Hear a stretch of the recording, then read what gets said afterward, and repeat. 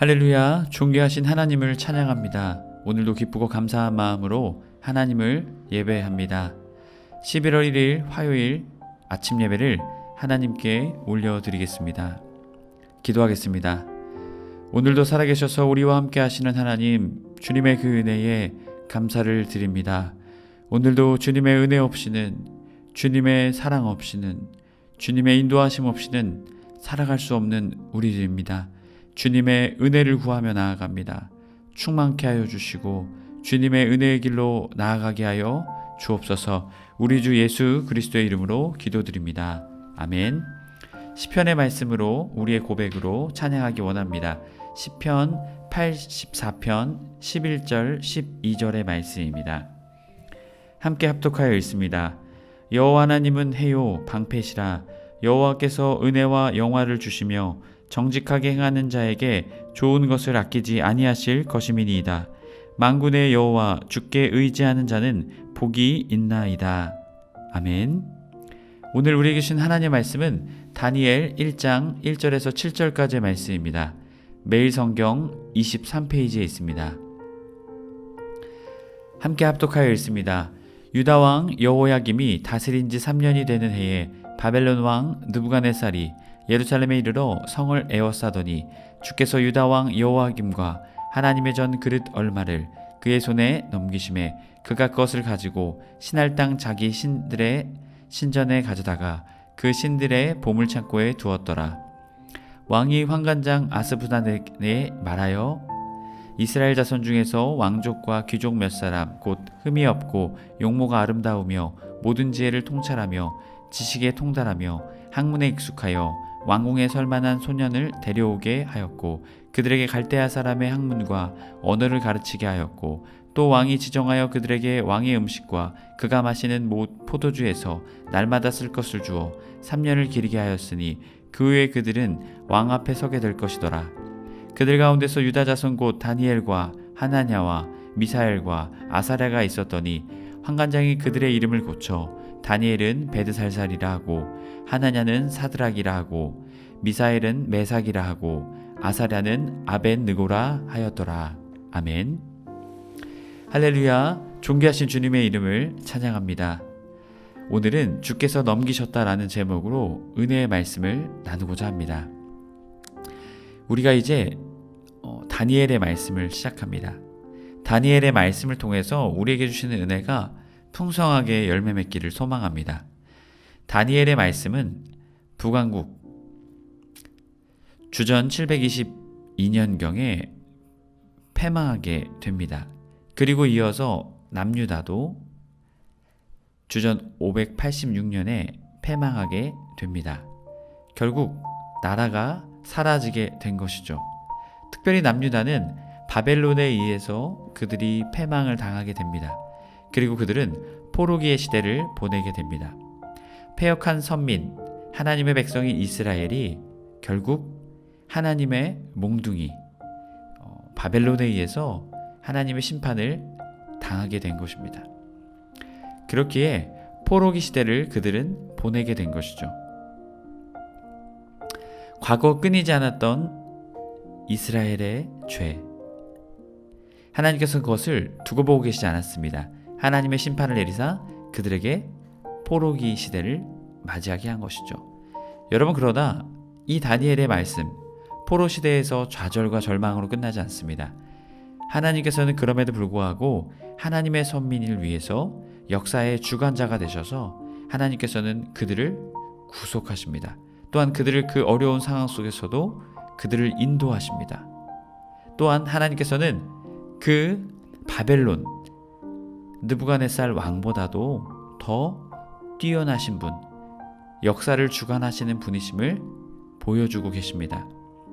그렇기에 하나님을 향한 신앙을 더욱더 붙잡고 그리고 하나님의 위로를 경험하는 바로 그 말씀이 오늘의 말씀, 다니엘의 말씀입니다. 크게 다니엘은 1장부터 6장, 7장부터 12장까지 두 부분으로 나누어 볼 수 있습니다.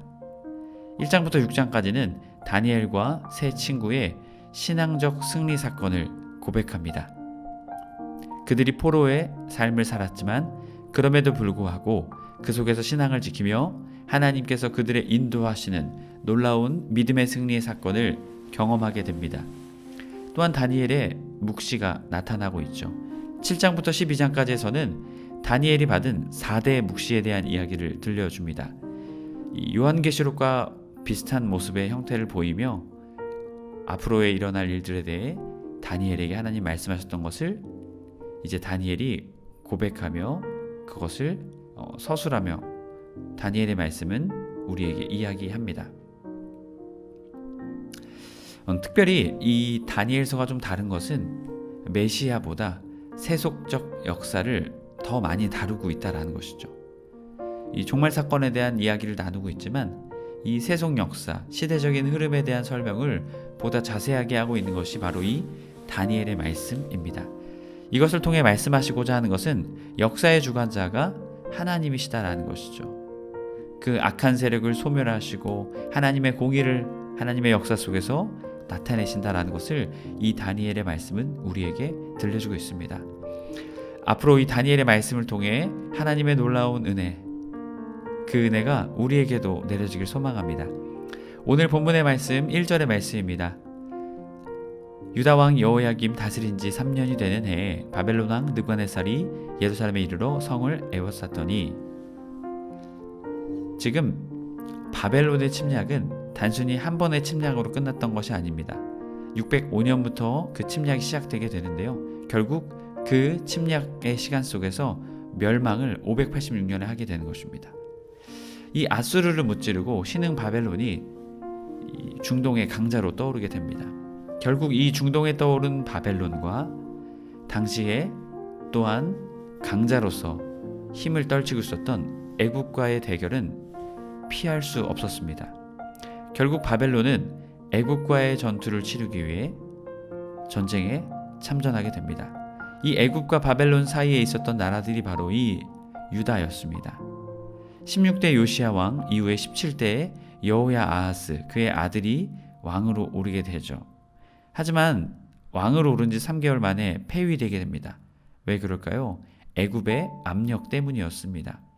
결국 애굽의 압력으로 인한 다음 왕 엘리야김, 그리고 오늘 말씀에 써있는 여호야김, 이 이름을 바꾸게 됩니다. 그가 왕위에 오르게 되죠. 결국 이 여호야김은 애굽, 친애굽을 표방한 왕이었기에 바벨론이 봤을 때는 이 왕은 자신들에게 유리한 왕은 아니었습니다. 결국 바벨론은 유다를 침공하게 됩니다. 이 느부갓네살은 자신의 아버지 뒤이어서 왕위에 오르자마자 바로 이 전쟁을 펼치게 됩니다. 느부갓네살은 예루살렘 성을 에워싸게 되죠. 와이야 야차르, 그들을 아주 에워싸서 궁지에 내모르게 됩니다. 2절 말씀, 주께서 유다 왕 여호야김과 하나님의 전 그릇 얼마를 그의 손에 넘기심에 그가 그것을 가지고 신할 땅 자기 신들의 신전에 가져다가 그 신들의 보물창고에 두었더라. 여러분, 여기에서 아주 중요한 단어가 있습니다. 2절의 첫 번째 말씀, 주께서. 여러분, 이 모든 것이 느부갓네살의 힘이 아니었다라는 것이죠. 강대국의 힘이 아니었다라는 것입니다. 바로 하나님의 관점에서 지금 다니엘은 이 2절의 말씀을 우리에게 들려주고 있다는 것입니다. 바벨론이 쳐들어오게 된 것, 바벨론 때문에 유다가 포로로 사람들이 끌려가게 된 것, 그 모든 것이 하나님의 주권에 있었다라는 것이죠. 결국 유다는 그들의 죄악 때문에 하나님께서 그들을 벌하셨다라는 것을 분명하게 다니엘은 우리에게 들려줍니다. 매일 성경 22페이지 1절 2절 설명 부분입니다. 역사를 결정하는 분입니다. 신흥 강국 바벨론은 주전 605년에 갈그미스 전투에서 애굽을 격퇴함으로 팔레스타인 지방에서 애굽을 완전히 몰아냈습니다. 그리고 예루살렘을 공격해 유다 왕 여호야김과 다른 사람들을 포로로 잡아갔으며 바벨론의 신인 유다의 신을 이겼다는 것을 보여주기 위해 성전의 기물 일부를 가져가 바벨론 신전 창고에 넣어두었습니다. 이 모든 사건은 바벨론이 주도한 듯 보이지만 사실은 주께서 유다를 바벨론 왕의 손에 넘기심에 일어난 일이었습니다. 여러분, 이렇듯 역사의 주관자가 하나님이심을 우리에게 보여주고 있습니다. 결국 바벨론의 침략 앞에 무너질 수밖에 없었다라는 것이죠. 여기서 그의 손에 넘기심에 와이텐 빠야도, 이것은요 최고의 권위자가 한 사람에게 어떠한 대상의 처분권을 완전히 넘기다라는 것입니다. 이 최고의 권위자가 누구일까요? 바로 하나님이시다라는 것이죠. 하나님께서 유다의 존귀를, 유다의 생존을 이 바벨론의 왕에게 맡기셨다라는 것이죠. 결국 그들은 유다를 침공했을 뿐만이 아니라 유다에 있었던 하나님의 전의 그릇을 가져가게 되죠.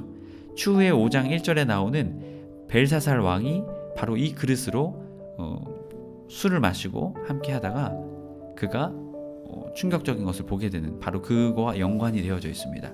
그들의 보물창고에 두었다라는 것은요 정치적, 군사적, 종교적 이 목적으로 이 전쟁에서 이 우리의 신이 이겼다라는 것을 보여주게 되는 것입니다. 여러분, 오늘 말씀을 통해 깨달은 것은 무엇입니까? 다니엘은 역사의 주관자가 하나님이심을 고백합니다. 그들이 포로 시대를 살았지만 그럼에도 불구하고 하나님이 그들의 역사의 주관자이심을, 아니 온 나라, 이 세상의 역사의 주관자가 하나님이심을 고백했던 다니엘의 모습을 보게 됩니다. 여러분, 우리의 삶도, 우리의 인생도, 우리의 모든 역사의 주관자도 하나님이심을 고백할 수 있는 다니엘의 믿음이 우리에게도 있기를 간절히 소망합니다. 이어지는 말씀 3절의 말씀부터는 바벨론의 인재로 발탁되게 된 다니엘과 세 친구에 대한 이야기를 우리에게 들려줍니다. 첫 침략으로 인해서 여호야김 왕과 많은 유다의 왕족과 귀족들이 포로로 끌려가게 됩니다. 완전히 이 유다가 멸망하게 된 것은 아닙니다. 하지만 많은 사람들이 끌려가게 되었음을 말합니다. 1차 침공으로 인해 이들이 붙잡혀가게 되었다는 것이죠. 3절, 왕이 환관장 아스부나스에게 말하여 이스라엘 자손 중에 왕족과 귀족 몇 사람, 곧 흠이 없고 용모가 아름다우며 모든 지혜를 통찰하며 지식에 통달하며 학문에 익숙하여 왕궁에 설만한 소년을 데려오게 하였고 그들에게 갈대아 사람의 학문과 언어를 가르치게 하였고 라고 말하고 있습니다. 지금 1차 침공으로 인해서 이 왕족과 귀족들을 데려갔다라는 것이죠. 왕족은 유다의 다윗의 가문의 사람들이라는 것이죠. 또한 귀족은 존귀한 사람들, 바로 부귀 영화를 누리고 있던 사람들을 말합니다. 여기에서 몇 사람들을 취하였다라는 것이죠. 흠이 없다, 매움, 어떠한 그들에게 흠이 없었다라는 것이죠. 또한 용모, 이것은 신체적으로 얼굴만 잘생긴 것이 아니라 보기에 좋고 사람들에게 호감을 줄 수 있는 그러한 육체적, 신체적인 능력을 가지고 있는 사람들이었음을 말합니다. 또한 모든 지혜를 통찰하며, 이것은 지적인 부분을 말합니다. 정신적인 부분들을 말하는데요. 호크마, 하나님께 받은 지혜가 있는 자들임을 말합니다. 지식에 통달하며 학문에 익숙하여, 단순히 용모가 아름다운 자들 뿐만이 아니라 왕족과 귀족인 사람들 뿐만이 아니라 그 중에서도 정신적으로, 신체적으로, 지적으로 뛰어난 사람들을 데리고 갔음을 말합니다. 설만한 라미오드, 또한 소년들, 이것은요 적정 나이의 소년들을 말하고 있습니다. 이제 뒤에 말하게 되면 3년간의 교육 과정을 말하면서 이들이 약 한 14세에서 17세의 소년으로 우리가 볼 수 있다는 것이죠. 이들을 데려갔던 이유가 무엇이었을까요? 갈대아 사람의 학문과 언어를 가르치기 위해서였습니다. 여기서의 학문은 세페르, 언어는 플레손. 이들을 데려갔던 이유가 무엇이었을까요? 이 바벨론이 점령했던 나라들을 아주 지혜롭게 다스리기 위해서 그 중에서 뛰어난 사람들을 데려다가 학문을 가르쳐서 그들을 통해서 이 바벨론을 통치하고자 했다라는 것입니다. 그런데 결국 이 시도가 무엇이었을까요? 결국 이 사람들을 데려다가 바벨론화 시키는 것입니다.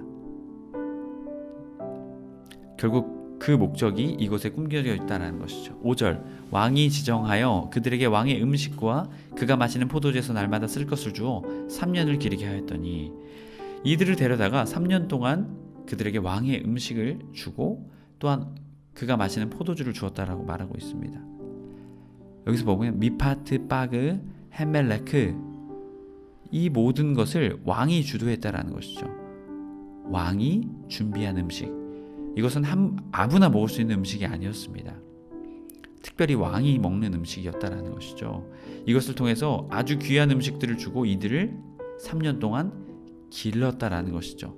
정신적으로 육체적으로 그들이 온전히 성장할 수 있도록 앞서 말씀 14세에서 17세의 이 소년들을 데려다가 교육을 시켰다라는 것입니다. 그리고 이들이 그 후에는 어떻게 됩니까? 왕 앞에 서게 되는 것입니다. 야이무르 왕 앞에 존귀하게 서게 되는 것입니다. 특별히 6절 그들 가운데서 유다 자손 곧 다니엘, 하나냐, 미사랴, 아사랴 환관장이 그들의 이름을 고쳐 다니엘은 베드살살, 하나냐는 사드락, 미사엘은 메삭, 아사랴는 아벳느고라 하였다라고 말합니다. 여러분 이 사람들을 통해서 이 바벨론은 바벨론의 사람으로 이들을 세우고자 했다라는 것이죠. 그런데 이들의 이름을 바꾸게 됩니다. 다니엘의 이름의 뜻은요, 하나님은 나의 심판이시다.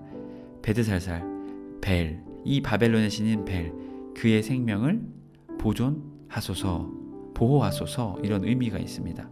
또한 하나냐는 여호와는 은혜로우시다. 근데 그 이름을 사드락, 달의 신의 이름입니다. 아쿠의 명령이다 이런 이름으로 바꾸게 됩니다. 미사엘은 하나님과 같은 자가 누굽니까? 이렇게 고백하는 것을 메삭, 아쿠와 같은 자가 누구인가? 이 달의 신의 이름으로 바꾸게 되죠. 아사랴는 여호와께서 도우셨다. 아벳느고, 이 느보의 신하이다. 이 느고의 신하이다 라는 것을 바벨론의 신의 이름을 통해 이것을 보여주게 되는 것입니다. 결국 그들의 정체성을 바꾸겠다라는 의미가 이곳에 숨겨져 있는 것이죠. 매일 성경 22페이지 3절 7절 설명 부분입니다. 하나님을 부정하는 세상은 더 이상 하나님의 통치를 따르지 말라고 이제 이 세상의 질서에 순응하라고 하나님의 백성을 집요하게 압박합니다. 다니엘과 그의 친구들은 바벨론의 학문과 언어를 가르치고 왕의 음식과 포도주를 먹이며 하나님과 관련된 이름 대신 바벨론의 세계관이 담긴 새 이름을 지어준 일은 모두 유다 백성으로 정체성을 박탈하고 바벨론의 신민으로 만들려는 조치였습니다.